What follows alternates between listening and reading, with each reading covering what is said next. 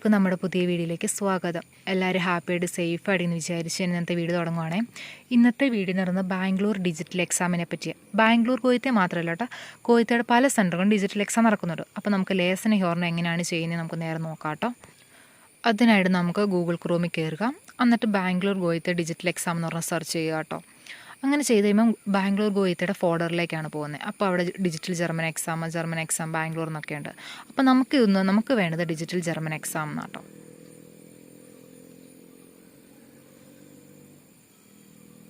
അതാ നമ്മുടെ ഫോൾഡർ തുറന്നു വന്നിട്ടുണ്ട് ഡിജിറ്റൽ എക്സാമിൻ്റെ. ഇനി നമുക്ക് എവിടെയാണ് ഇത് കിടക്കുന്നതെന്ന് ഞാൻ പറഞ്ഞുതരാം കേട്ടോ. നിങ്ങൾക്ക് സ്വന്തമായിട്ട് ഗൂഗിളിൽ കയറി ചെയ്യാൻ പറ്റുന്നതാണ്. അപ്പോൾ നിങ്ങൾക്ക് പറഞ്ഞു തരുന്നതേ ഉള്ളൂ വിശദീകരിച്ച് എങ്ങനെയാണ്. അപ്പോൾ അതാ ഇവിടെ വന്നിട്ടുണ്ടോ ഡിജിറ്റൽ BSY ഡിജിറ്റൽ സർട്ടിഫിക്കറ്റിനെ പറ്റി നമ്മൾ പറയാൻ പോകുന്നതെന്ന് പറയുമ്പോൾ ലേസൺ ഹോർണോ ഇന്നത്തെ വീഡിയോയിൽ. അപ്പം നമുക്ക് നേരെ ഹോർൺ എടുക്കാം. ഹോർൺ എന്ന് പറയുമ്പോൾ എനിക്ക് പക്ക ഉറപ്പാണ് നിങ്ങൾക്ക് ഞാൻ പറഞ്ഞിടുമ്പോൾ തെറ്റ് പറ്റത്തില്ല. കാരണം എന്ന് പറഞ്ഞു കഴിഞ്ഞാൽ ഞാൻ ബാംഗ്ലൂർ ഡിജിറ്റൽ എക്സാമാണ് എഴുതിയത് ഹോറൻ. അപ്പോൾ അതുകൊണ്ട് എനിക്ക് 100% ഉറപ്പാണ് ഞാൻ പറയുന്നത് തെറ്റൊന്നുമില്ല എന്ന് നിങ്ങൾക്ക് മനസ്സിലാവുകയും ചെയ്യും. അപ്പം നമുക്ക് നേരെ വീട്ടിലേക്ക് കിടക്കാം. അപ്പം നമുക്ക് ഹോറൻ സെലക്ട് ചെയ്യാം കേട്ടോ. Aufteilung ändern. Über den Info-Button rechts Optionen der digitalen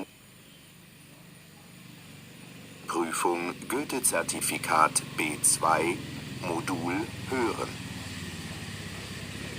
Vor dem Beginn des Moduls. ഇനി ഇതിൻ്റെ ബാക്കി കാര്യങ്ങൾ ഞാൻ പറഞ്ഞുതരാം കേട്ടോ. നമുക്കൊരു പാസ്വേഡ് കിട്ടും. നമ്മുടെ ലാപ്ടോപ്പിന് ഒരു പാസ്വേഡ് ഉണ്ടാവും. ആ പാസ്വേഡ് അടിച്ചാൽ മാത്രമേ നമുക്ക് നമ്മുടെ എക്സാം തുടങ്ങത്തുള്ളൂ.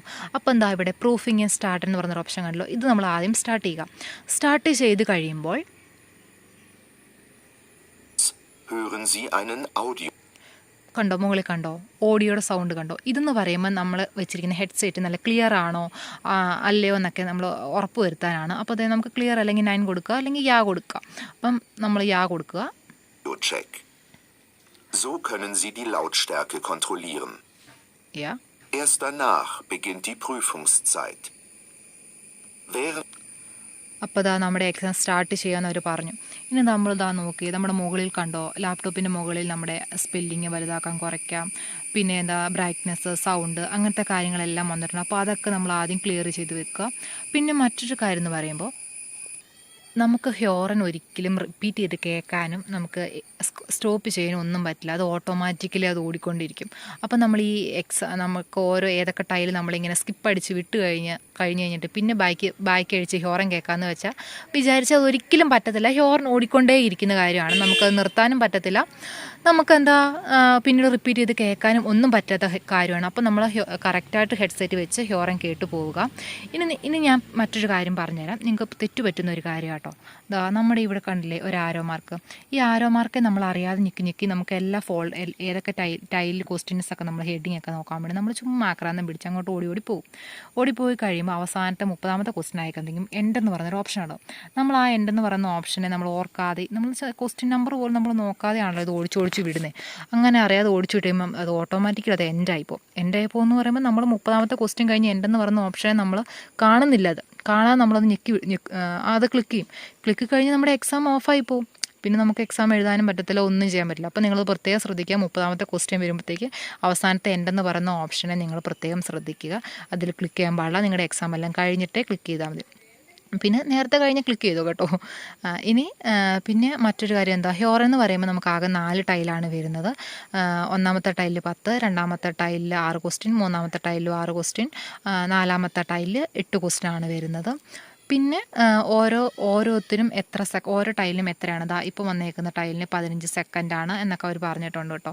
പിന്നെ നമുക്ക് ഇങ്ങനെ ആരോ മാർക്കയിലല്ലാതെ നമുക്ക് നമ്മുടെ ടൈൽ എടുക്കാം കേട്ടോ. അത് കണ്ടോ, ഈ താഴോട്ട് നമ്മുടെ ലാപ്പിൻ്റെ താഴോട്ട് സ്ക്രോൾ ചെയ്ത് കഴിഞ്ഞാൽ ഓരോ ഇതുണ്ട്, ഹോറൻ 1, ഹോറൻ 2, ഹോറൻ അങ്ങനത്തെ കാര്യങ്ങളെല്ലാം കറക്റ്റായിട്ട് വന്നിരിക്കും. അപ്പോൾ നമ്മൾ അതും കറക്റ്റായി അങ്ങനെ വേണമെങ്കിൽ നമുക്ക് ക്ലിക്ക് ചെയ്തെടുക്കാം. പക്ഷെ ഞാൻ ഈ ആരോ മാർക്ക് ക്ലിക്ക് ചെയ്ത് കേട്ടോ ഞാൻ എൻ്റെ എക്സാം ചെയ്ത് താഴെ ഞാൻ ചെയ്യാൻ പോയില്ല. മറ്റൊരു കാര്യം എന്ന് പറയുമ്പോൾ നമ്മുടെ എക്സാം 30 ക്വസ്റ്റ്യൻ കഴിഞ്ഞു, നമ്മുടെയൊക്കെ സമയം തീർന്നു, നമ്മൾ നോക്കിയില്ല നമ്മുടെ സമയം.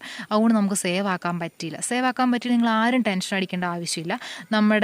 നമ്മുടെ സമയം തീർന്നാലും ഓഫായി പോകും ലാപ്പ്. പക്ഷേ ഓഫായി പോയാലും നമ്മൾ എഴുതിയേക്കുന്ന എക്സാം അവിടെ ഓട്ടോമാറ്റിക്കലി സേവ് ആയിക്കോളും. ലാപ്ടോപ്പിൽ ഓട്ടോമാറ്റിക്കലി സേവ് ആയിക്കോളും. ഇത് ഞാൻ നിങ്ങൾക്ക് ഉറപ്പ് പറയാൻ കാരണം ഞാൻ ഹോർൺ എഴുതിയ സമയത്ത് എനിക്ക് സമയം നോക്കാതെ ഞാൻ എഴുതി പോയത്. അപ്പം ഞാൻ സമയം നോക്കാതെ എഴുതി പോയി കഴിഞ്ഞപ്പോഴത്തേക്കും എൻ്റെ ലാപ്ടോപ്പ് ഓഫ് ആയിപ്പോയി. അപ്പോൾ അവിടുത്തെ മിസ്സിനോട് പറഞ്ഞു കഴിയുമ്പോൾ പുള്ളിക്കാർ പറഞ്ഞു പേടിക്കൊന്നും വേണ്ട, ഇത് ഓട്ടോമാറ്റിക്കലി സേവ് ആയിക്കോളും എന്ന് പറഞ്ഞു. പക്ഷേ എന്നിട്ടും എനിക്ക് നല്ലൊരു ടെൻഷനായിരുന്നു കേട്ടോ. എന്നിട്ട് പിന്നെ എൻ്റെ എക്സാം റിസൾട്ടൊക്കെ വന്നു കഴിഞ്ഞപ്പോഴാണ് എനിക്ക് ഉറപ്പായി, ഞാൻ പാസ്സൊക്കെ ആയി കഴിഞ്ഞപ്പോൾ എനിക്ക് ഉറപ്പായി നമ്മൾ സേവ് ആക്കിയില്ലെങ്കിൽ സാരമില്ല, നമ്മൾ സേവ് ആക്കുക. പിന്നെ ഞാൻ പറഞ്ഞ സേവ് ആക്കണ്ടെന്ന് ഞാൻ പറഞ്ഞിട്ട് നിങ്ങൾ സേവ് ആക്കാതിരിക്കരുത്, അങ്ങനെയല്ല കേട്ടോ. നമ്മൾ സേവ് ആക്കിയില്ലെങ്കിലും ഓട്ടോമാറ്റിക്കലി ലാപ്ടോപ്പിൽ സേവ് ആകുമെന്നാട്ടോ ഞാൻ ഉദ്ദേശിച്ചിരുന്നത്. അപ്പം ഇത്തരം കാര്യങ്ങളുള്ളൂ. നിങ്ങൾക്ക് എല്ലാ കാര്യങ്ങളും മനസ്സിലായെന്ന് ഞാൻ വിചാരിക്കുന്നു. ഇനി നമുക്ക് ലേസണിലേക്ക് കടക്കാം. അതാ നമ്മൾ B2ൻ്റെ ലേസണിലേക്ക് വന്നിരിക്കുകയാണ്.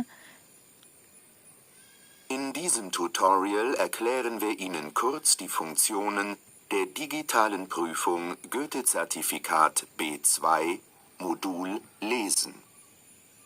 ഇല്ല, നമ്മുടെ ലേസൺ തുറന്നു വന്നിട്ടുണ്ട് കേട്ടോ. അപ്പോൾ അതാ നമ്മുടെ എത്ര മിനിറ്റാണ് നമുക്ക് ലേസൻ്റെ സമയമുള്ളതെന്നും ഒക്കെ ഉണ്ട്. നമ്മുടെ ഹോറം പോലെ തന്നെ എല്ലാ കാര്യങ്ങളും ഉണ്ട്. പിന്നെ ആരോ മാർക്കിൻ്റെ കാര്യങ്ങളാണെങ്കിലും എല്ലാം നിങ്ങൾ ശ്രദ്ധിച്ച് തന്നെ ചെയ്യുക. പ്രത്യേകിച്ച് എടുത്ത് പറയാനൊന്നുമില്ല ലേസന് ഹോറിനും ചെയ്യുന്നില്ല. പിന്നെ എനിക്ക് ലേസൺ ശരിക്കും പറഞ്ഞാൽ ചെയ്യുന്നതിൽ ഏറ്റവും പാടുള്ള ടൈൽ എന്ന് പറയുമ്പോൾ രണ്ടാമത്തെ ടൈലായിരുന്നു കേട്ടോ. അപ്പോൾ നിങ്ങൾക്കൊക്കെ ഏത് ടൈലാണ് ഏറ്റവും പാടെന്നൊക്കെ ഒന്ന് കമൻറ്റായിട്ട് അറിയിക്കുകയാണെങ്കിൽ സന്തോഷമുള്ള കാര്യം കേട്ടോ. ഞാനിടുന്ന വീഡിയോസൊക്കെ നിങ്ങൾ കാണണമെന്നൊക്കെ നമുക്കൊരു അറിയുമ്പോൾ ഒരു സന്തോഷമാണല്ലോ. അപ്പം നിങ്ങൾക്ക് എൻ്റെ വീഡിയോ ഉപകാരപ്പെടുവാണെങ്കിൽ ഒന്ന് ചാനൽ സബ്സ്ക്രൈബ് ചെയ്തേക്കണേ. ഡിജിറ്റൽ എക്സാം എഴുതാൻ പോകുന്ന ഫ്രണ്ട്സിനും കൂടെ ഒന്ന് ഷെയർ ചെയ്ത് കൊടുത്താൽ വളരെ ഉപകാരമായിരിക്കും. അപ്പം ഇത്രേ ഉള്ളൂ കേട്ടോ വീഡിയോ. Thanks for watching.